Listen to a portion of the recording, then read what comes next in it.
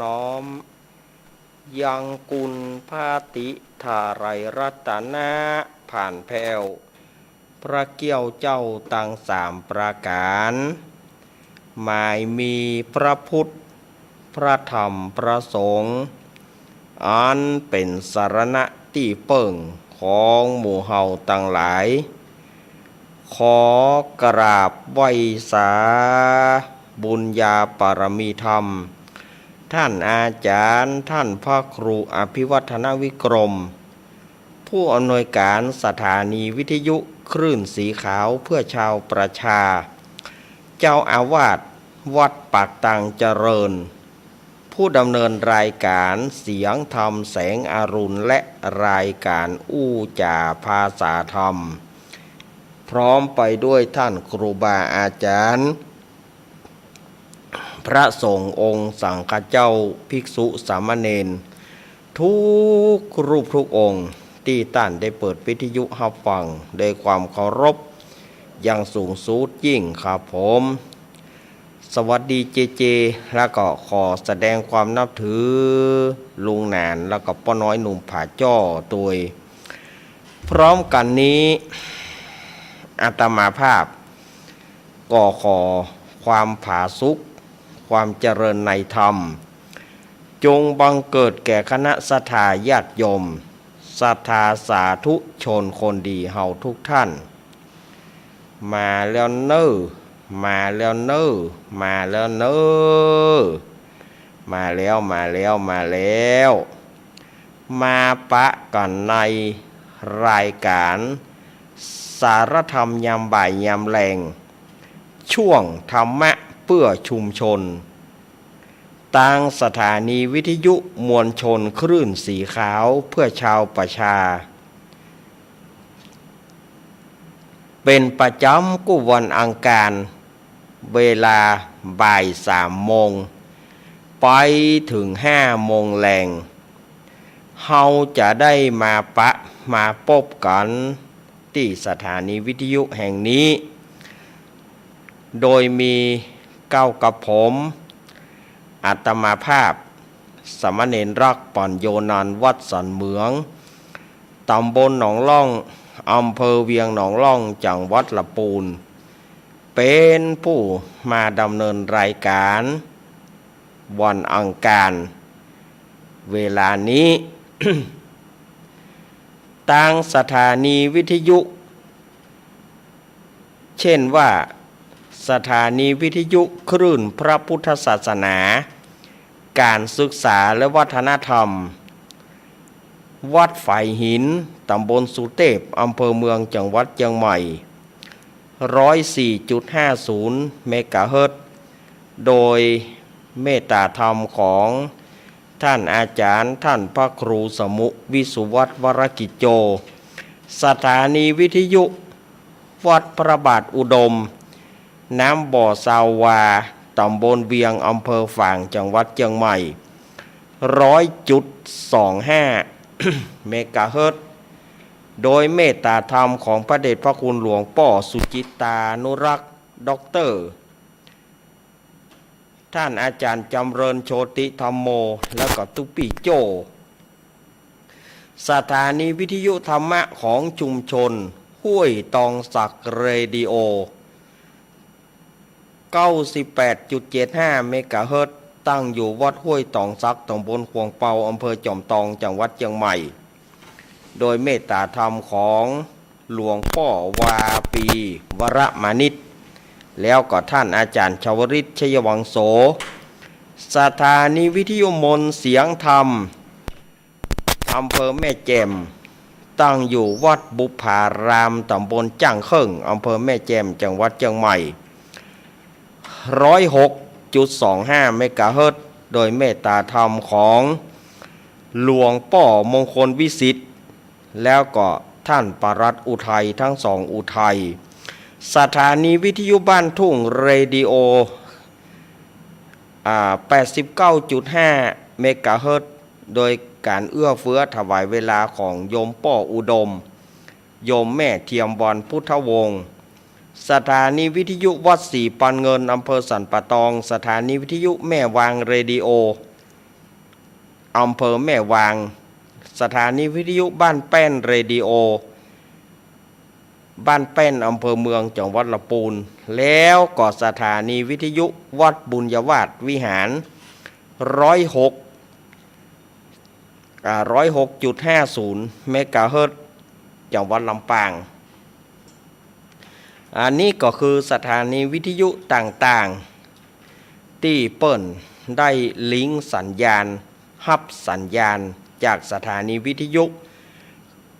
มวลชนคลื่นสีขาวเพื่อชาวประชาแล้วก็เครือข่ายทุกสถานีที่อาตมาได้ว่าไปนี้มาปะก่อนวันนี้เป็นวันอังคารที่25 กรกฎาคมพุทธศักราช 2566 เดือน10เหนือเดือน10เหนือเดือน8ใต้เดือน10หลังเดือน8หลังแล้วเนอออกมานี่8ค่ำปดเท่า วันนี้นะเดือน8เปิ้นเฮาว่าเดือน8ทับ8นี่เนาะถ้าในตามปฏิทินเพราะว่าเดือน8ทับ8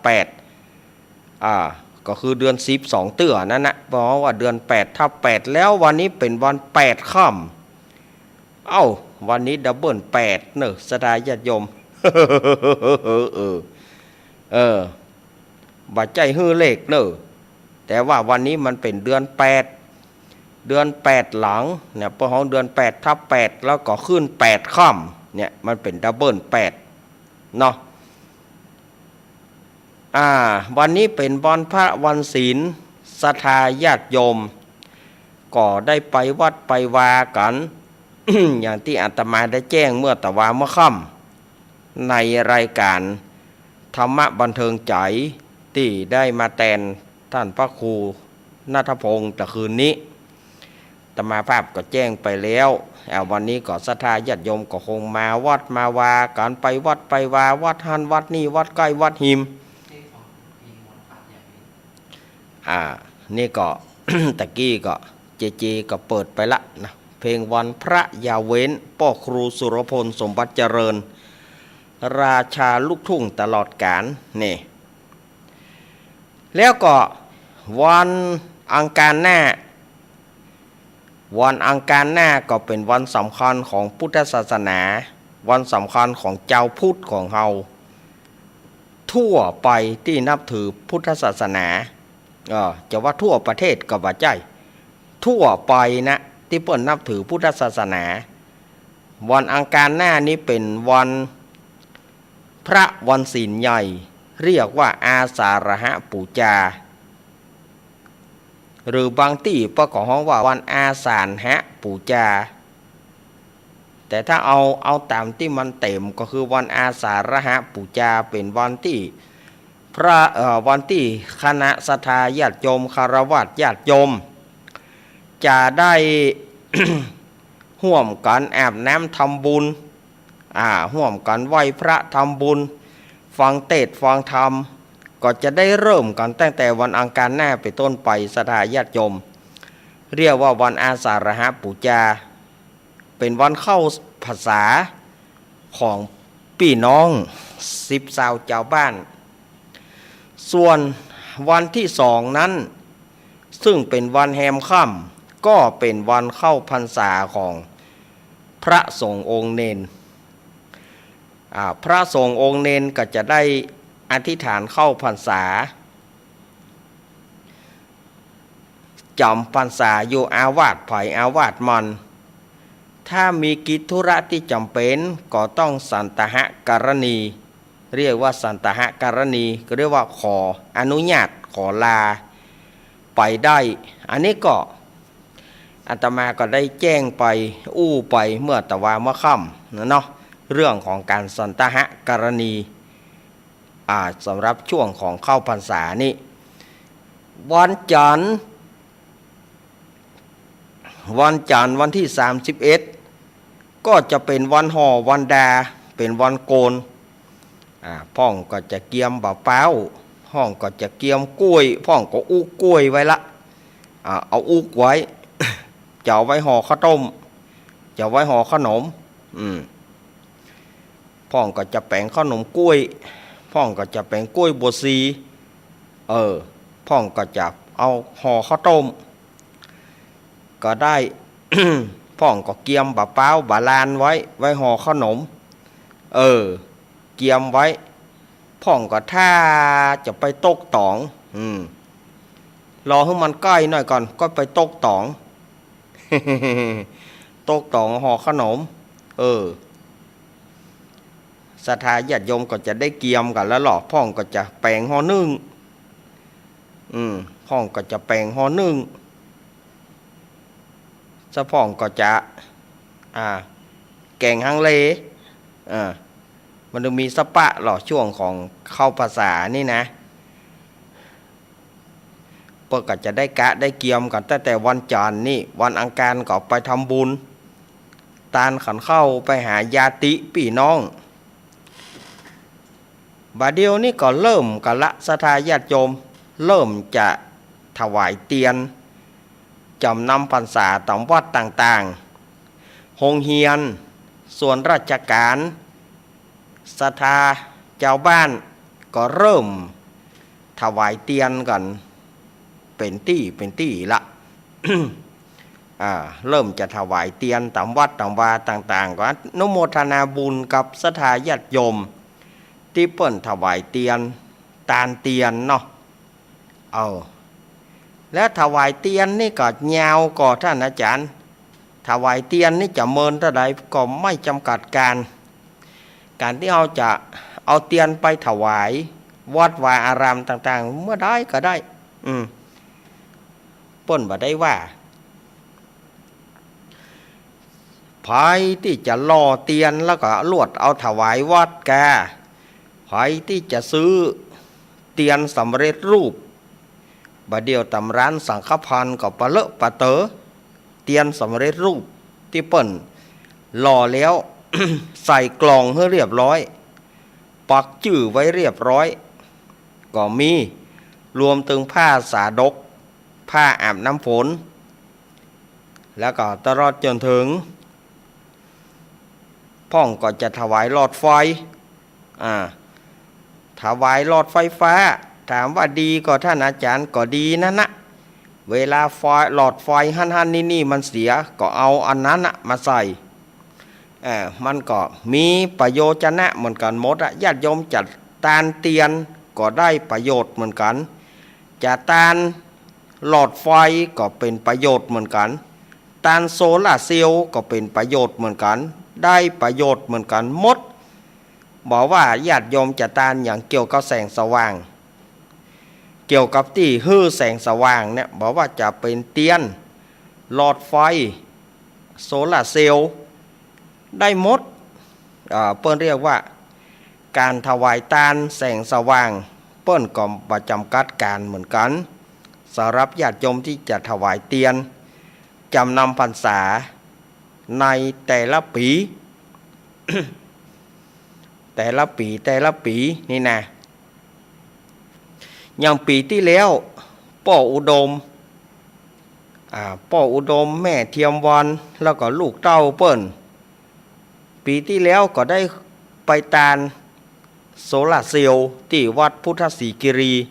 ขุนแปะนะปีที่แล้วนะที่เขาไปด้วยกันนะที่เขาไปตานด้วยกันนะก็พ่ออุดมประกาศถวายโซลาร์เซลล์ที่วัดพุทธศรีคิรีปีนี้เปิ้นก็ไปหล่อเตียนเด้อเนอะพ่ออุดมที่วัดต้งโป่งก็ไปปะกัน ไปปะกันไปนั่งนั่งจ๋ากินข้าวกินอย่างด้วยกันม่วนอกม่วนใจเนาะพ่อโดมเนาะเปิ้นว่าถึงวันนี้นะถ้าเน้นไปผมก็คุมอยู่ปุ่นนะผมก็คุมอยู่สถานีฮะนะ อนุโมทนาพ่อโดมเนอะก็ศรัทธาญาติโยมก็จะไปลืมเนอในวันอาทิตย์ที่13 สิงหาคมหลังจากที่เขาเข้าพรรษาได้2 อาทิตย์เนาะ ขอเชิญชวนคณะศรัทธาญาติโยมไปร่วมกันถวายเตียนจำนำพรรษาที่วัดพระบาทอุดมน้ำบ่อสาวาตำบลเวียงอำเภอฝางจังหวัดเชียงใหม่วัดของพระเดชพระคุณหลวงพ่อสุจิตตานุรักษ์ในวันอาทิตย์ที่13 สิงหาคมก็น้อมเจิญเจริญปอนเนอปากันไปห่วมถวายเตียนเปิ้นก็บัดใจว่าเฉพาะวัดพระบาทอุดมนะเปิ้นก็ถวายกันหลายวัดหลายวาในอำเภอฝางแม่อายชัยประการเนาะก็จะไป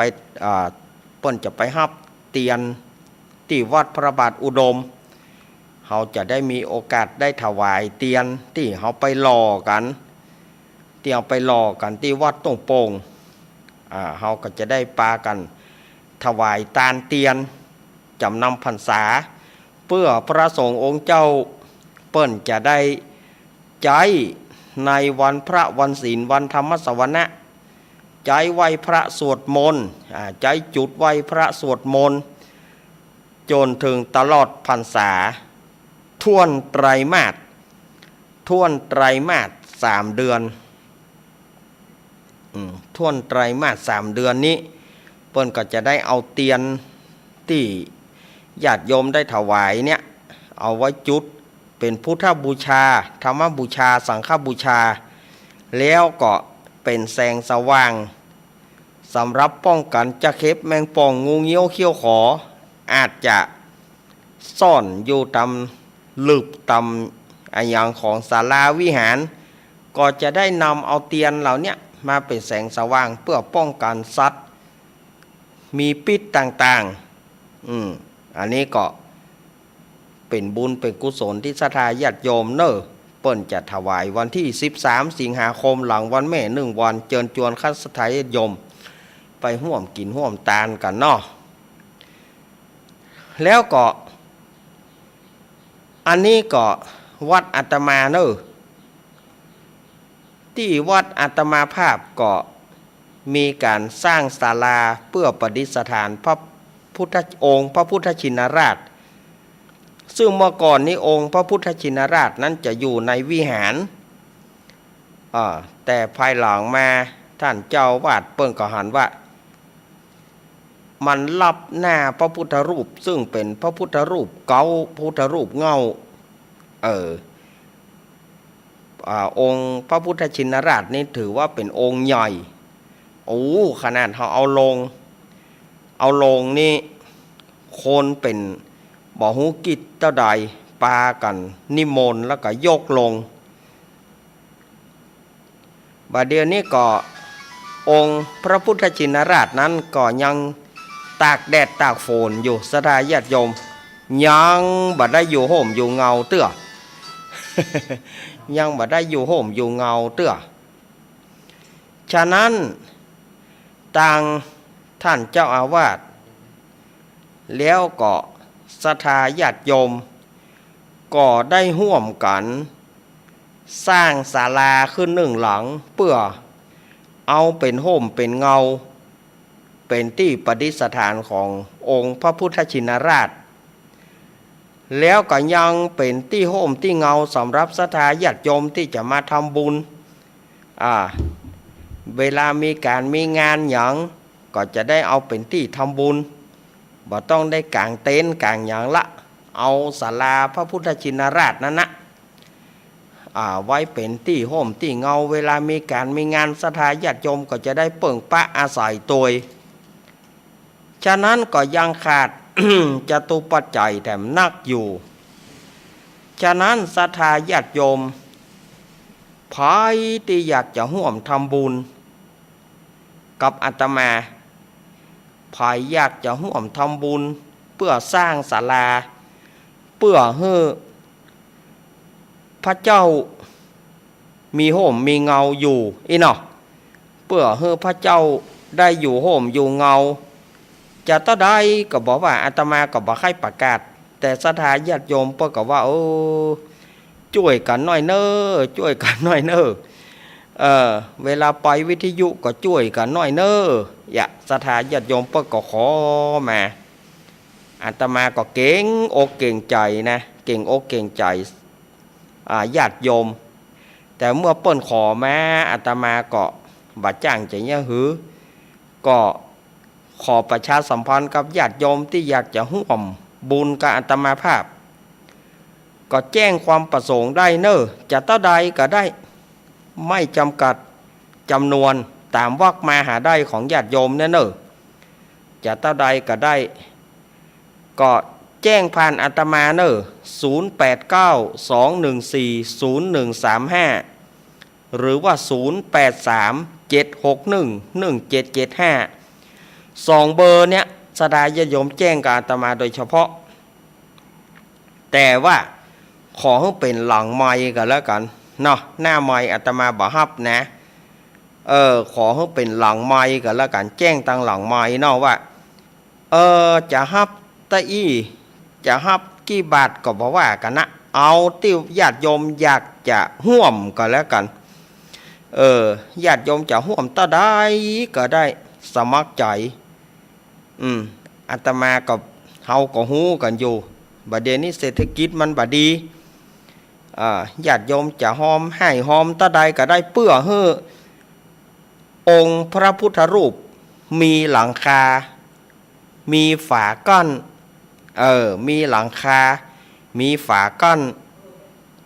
มีอย่างเป็นที่ประดิษฐานเขาจะได้เอาประดิษฐานพุทธรูปไปหน้าไปตาเขาจะเอาไว้เป็นที่ทำบุญเอาเป็นที่เป็นศาลารวมใจศาลาพักใจ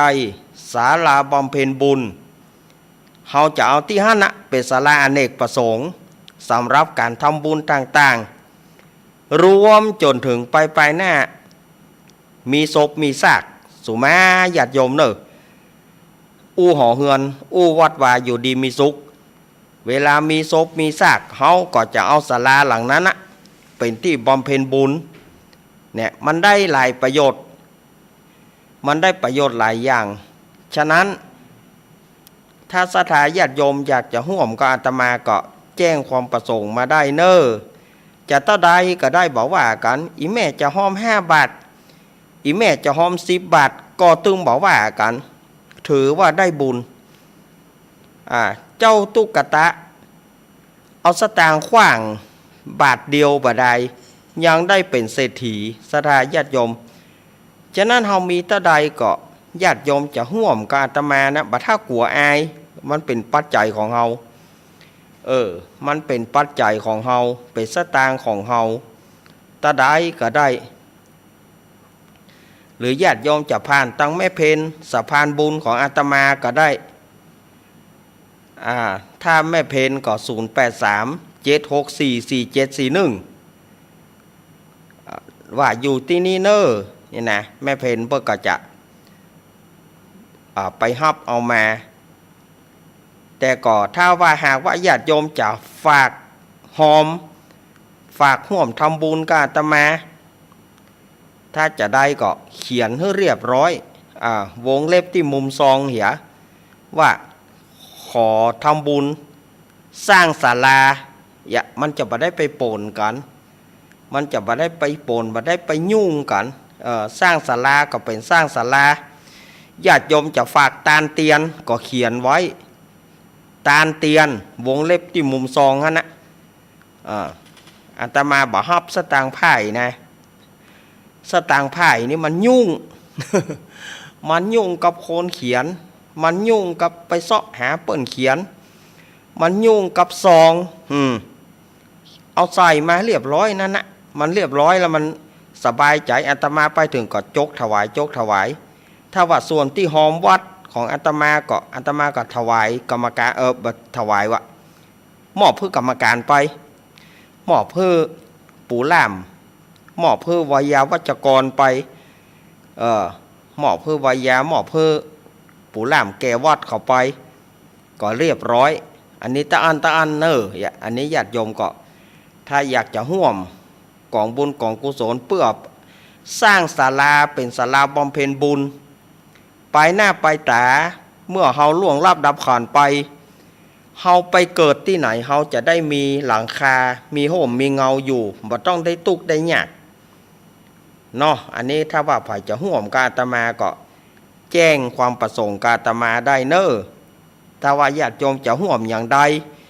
จะมีวิธีใดก็ก้อยถามอาตมาที่หลังไมค์ก็แล้วกันแต่หน้าไมค์อาตมาบ่ฮับเพราะมันจะเสียเวลาที่ญาติโยมคนอื่นเปิ้นจะโทรมาเนาะ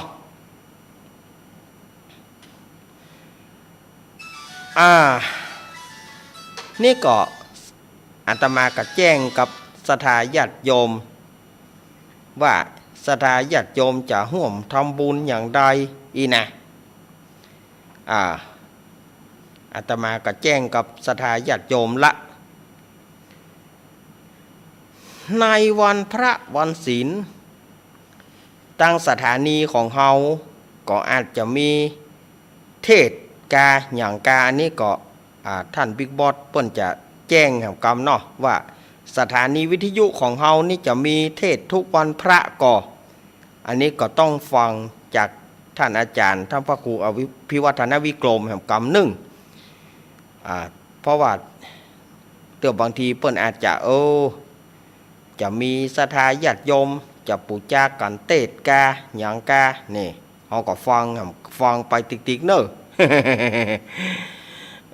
อาตมาก็ไม่รู้เหมือนกันเนาะศรัทธาญาติโยมว่า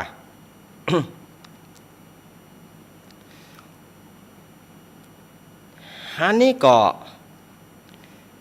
แจ้งกับศรัทธาญาติโยมเป็นที่เรียบร้อยเนาะอันนี้สำหรับการกินการทานการกินการทานแต่ละอย่างแต่ละอันนี่นะอันนี้ก็แจ้งกับศรัทธาญาติโยมไปวันนี้อาตมาภาพก็จะได้นำเอานิทานเป็นนิทานธรรมเนอะมาเล่าให้ศรัทธาญาติโยมเขาได้ฟังกันนิทานธรรมนี้เป็นเรื่อง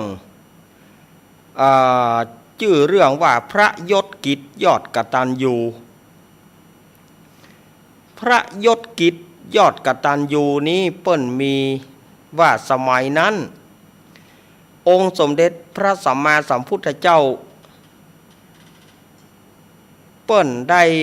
เกิดเป็นนอโพธิสัตว์เจ้าชื่อว่าพระยศกิจเอาเดิมทีนั้นมีเมืองหนึ่งอีกแล้วกันเนาะเมืองหนึ่งนั้นน่ะมีพระเจ้าหรือว่าพญาเจ้าเมืองชื่อพระเจ้ายศเกียรติเป็นพญาเจ้าเมืองเป็นพระราชาเมืองนั้นแล้วก็มีมเหสีชื่อว่านางสิริวัฒน์แต่พอดีว่ามีข้าศึกมารุกรานมีเจ้าพญาต่างเมืองมาฮบเอาบ้านเอาเมืองแล้วก็พระยศเกียรติเนี่ยก็ได้พ่ายแพ้ก็คือได้การเปิ้นก็เลยหนีพระยศเกียรติกับปานางสิริวัฒน์เนี่ยหนีในครั้งนั้นพระนางสิริวัฒน์นี่ก็ทรงพระคันก็มารลูกนั่นเนาะ เอาง่ายๆมารลูกก็หนีไปบวชเป็นพระฤาษีอยู่ในป่าแห่งหนึ่งนางสิริวัฒน์นี่พระเจ้ายศเกียรตินี่นะเจ้ายศเกียรติกับพระนางสิริวัฒน์นี่หนีไปบวชเป็นพระฤาษีเพราะว่าการได้จำเป็นต้องเสียเมืองเพื่อเปิ่นเสียเมืองอยู่มาวันหนึ่งก็มีนายพรานป่าพรานป่าคนนี้ก็เป็นพรานแห่งเมืองเก่าของพระเจ้ายศเกียรตินั่นนะก็ได้หลงป่าแล้วไปขออาศัยอยู่กับพระฤาษียศเกียรติซึ่งนายพรานนี้จำได้ก็เข้าไปถวายบังคมพระฤาษีหรือว่าพระเจ้ายศเกียรตินั้นพระฤาษีและก็พระนางราชินีสิริวัฒน์ก็ให้พักอาศัยอยู่ พอถึงเมื่อเจ้านายพรานคนนี้ก็ขอลาพระฤาษียศเกียรติและก็นางสิริวัฒน์เพื่อปิกบ้านปิกเมืองแต่พระเจ้ายศเกียรติเนี่ยก็ได้กำชับกับนายพรานว่านายพรานจะไปบอกคือไผเนอว่าเฮาอยู่ที่นี่นะ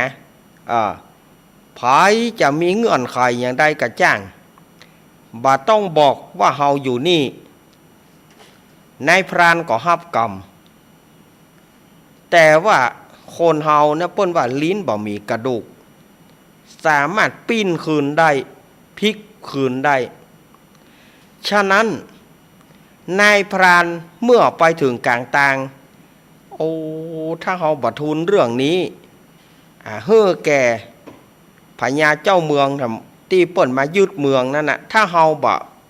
บ่เล่าให้เปิ้นฟังเฮาก็บ่ได้รางวี่รางวัล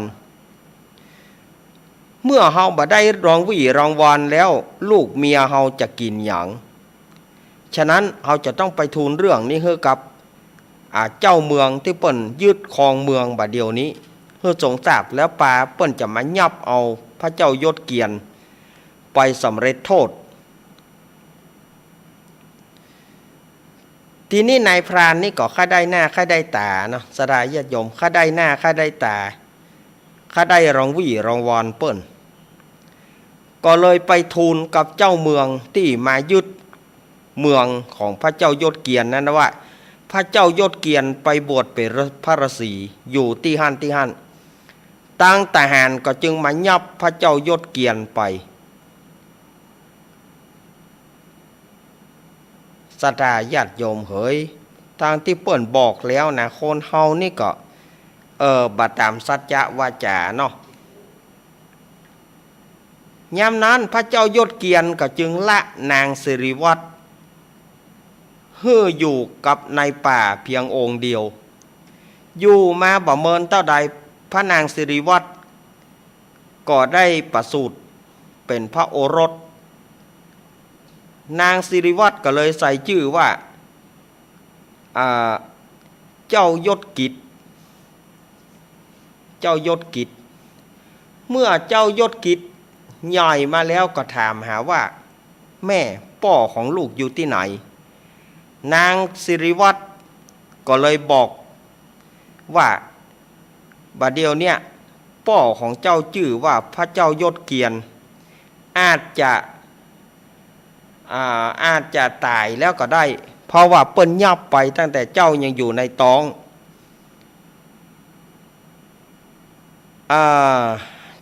เจ้ายศกิจก็ขอไปตัวหาป่อจะตายหรือว่าจะอยู่ขอได้ไปตัวหาป่อพระนางสิริวัฒน์ก็ได้เอาธรรมรงค์หรือว่าเอาแหวนนั้นใส่ไว้ให้กับเจ้ายศกิจแล้วก็บอกว่าถ้าไปป้าป่อก็เอาแหวนเนี่ยเอาพระธรรมรงค์เนี่ยเป็นสัญลักษณ์ว่าเป็นลูกของพระเจ้ายศเกียรติเจ้ายศกิจก็จึงออกจากป่าเพื่อเสาะหาป่อในครั้งนั้นส่วนว่าพญายศเกียรติเนี่ยยังบ่ตายแต่ว่าถูกยับขังไว้รอกำหนดที่จะสำเร็จโทษ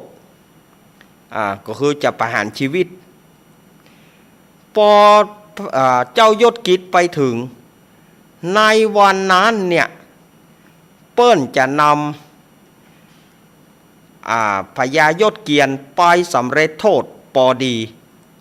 กำลังยับออกมานะกำลังยับพญายศเกียรติเพื่อจะเอามาประหารชีวิตพระเจ้ายศกิจเมื่อได้หารยาอันก็เลยได้ซับเปลี่ยนตัวเอาเสด็จเอาป่อตัวเก่าออกมาแล้วก็เข้าไปในคอกนั้นแทนพอดีเปิ้นยับมาบอกก็ว่าตั้งทหารหูแล้วว่าบาดใจพญายศเกียรติก็เลย เอาให้จ้างย่ำจ้างก็บ่ย่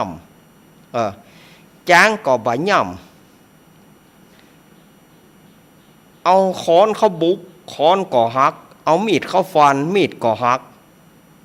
เอาโจ่งลงน้ำพญานาคก็ฮับเอาไว้ก็เหมือนสังทองเนาะเรื่องนี้ในที่สุดนั้นเจ้ายศกิจผู้กตัญญูนั้นก็ได้สู้รบกับพญาเจ้าเมืองที่มายึดครองเมืองในที่สุดนะก็ได้ชัยชนะแล้วก็ได้ทูลเจิญเจ้ายศพญายศเกียรติมาเสวยเมืองอย่างเก่าอย่างหลังแต่ว่าป้อพญายศเกียรตินั้นบอกว่าป้อเท่าแล้วเบาแล้วก็เลยยกให้กับพระยศกิจได้ครองบ้านครองเมืองแล้วก็ได้ไปตุยเอานางสิริวัฒน์ซึ่งเป็นพระมารดามาอยู่กับเหย้ากับเมืองอยู่กับบ้านกับเมืองนั่นแถมนี่ศรัทธาญาติโยมคนกตัญญูต่อพ่อต่อแม่นั้นเรียกว่าตกน้ำบ่ไหลตกไฟบ่ไหม้ตกน้ำก็บ่ไหลตกไฟก็บ่ไหม้เทวบุตรเทวดาย่อมรักษานี่ก็เป็นเรื่องที่อาตมาภาพก็ได้นำเอามาเล่าให้ศรัทธาญาติโยมได้ฟังกัน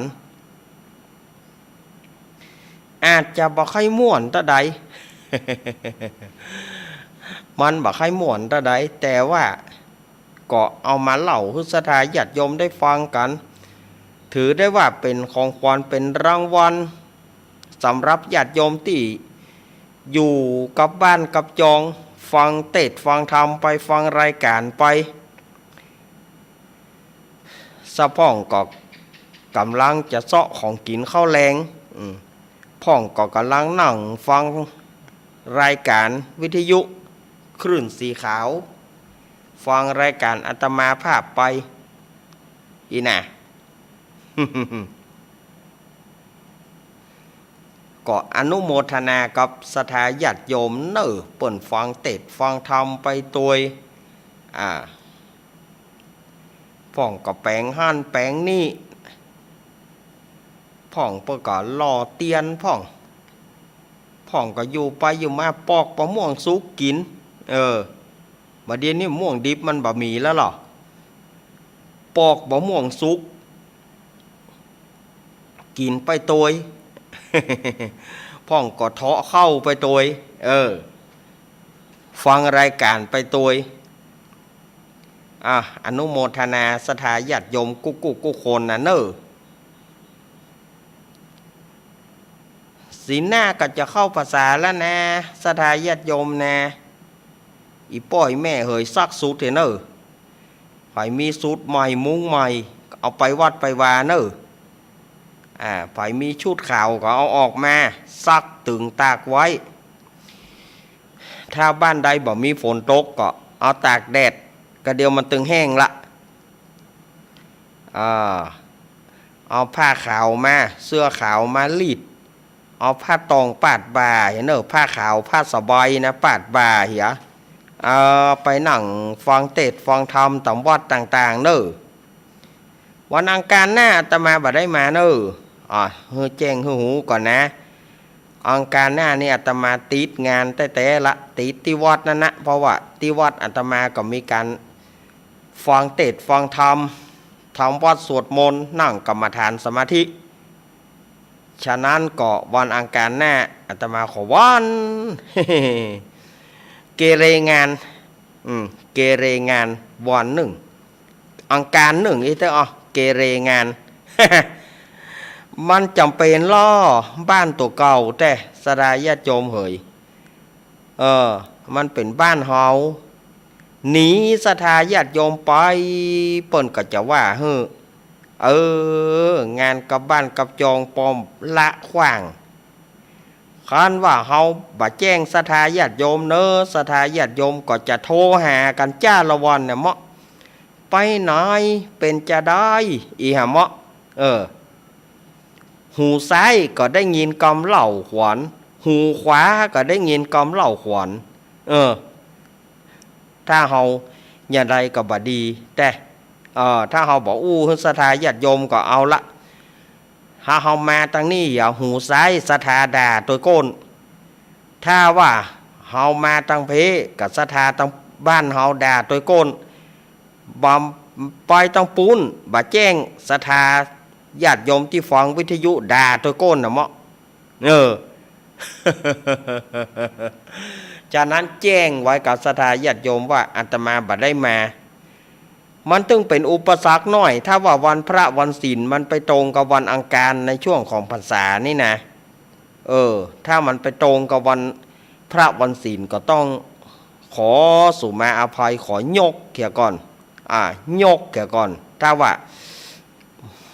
ในช่วงภาษานี่ถ้ามันไปตรงกับวันอังคารนี่นะอาตมาก็ขอยกยกก่อนเสร็จแล้วว่าเฮาหูกันนะเฮาหูกันช่วงพรรษาเนี่ยมันก็หลายๆปัจจัยสดาญาติโยม1ฟ้าฝนนี่ก็เป็นใจสำคัญเหมือนกันในช่วงของพรรษามันขะลึ่งบึ้งบ้างมาก็เปิดบ่ได้วิทยุก็ต้องหยุดบ่หยุดก็กำมันเพี้ยมามันเสียมาก็บ่ใจว่าสตางค์หมอกปันหัวแสนหัวหมื่นหัวแสนวะน่ะสดาญาติโยมว่าที่มันจะเป็นรูปธรรมขึ้นมาเนี่ยมันเสี่ยงเป็นหมื่นเป็นแสนนะหมอกร้อยหมอกปานนี่มันบัดถ้าไปอ่านหามันนะฉะนั้นถ้าว่าวันใดที่มันเป็นฟ้าไปฝนฟ้าห้องเขาลึ่งบึ้งบ้างสถานีก็ต้องหยุดไปก็เฮาก็หูกัน แล้วก็มันศีลใดที่มันจับกับวันพระวันศีลอาตมาก็อาจจะบ่ได้มาปะกับศรัทธาญาติโยมถ้ามันไปตรงกันนี่อย่างศีลหน้าเนี่ยวันอังคารหน้าเนี่ยมันตรงแต่ละอาตมาก็ไม่สามารถจะมาดำเนินรายการได้ขอยกก่อนนะญาติโยมจ๋าโยมอันเป็นที่เคารพของอาตมารู้ใจกันอย่าโกรธอาตมานะ โยมอย่าโกรธอาตมานะขอโทษทีนะโยมนะมันจำเป็น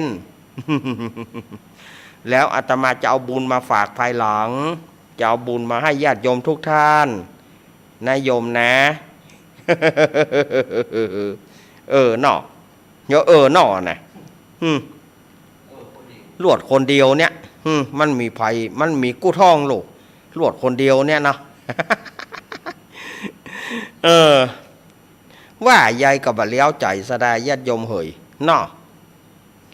เฮาหูกันยี่นะสดาญาติโยมก็ไปว่าอาตมาเนอะ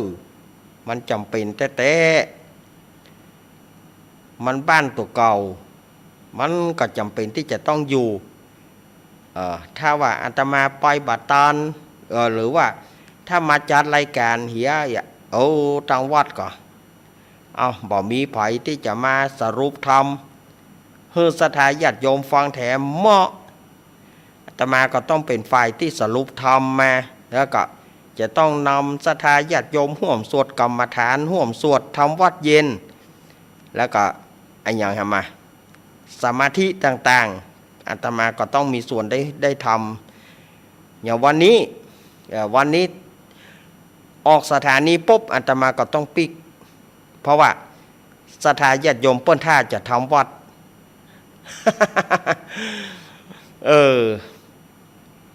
ท่านเจ้าวาดเปิ้นก็บอกว่าผมมาอยู่ใหม่ผมบอกคุ้นเคยแต่ใดท่านมาอยู่ท่านเป็นดั้งเดิมก็ขอไปเก้าไปการช่วยผมกำก็แต่มันก็บ่จ้างได้แพร่การเผยแพร่บุญนี่เฮาก็ร่วมกันบอกว่ากันนะศรัทธาญาติโยมก็บอกว่าอย่างอาตมาก็บอกว่าอย่างญาติโยมนั่นนะ เนาะ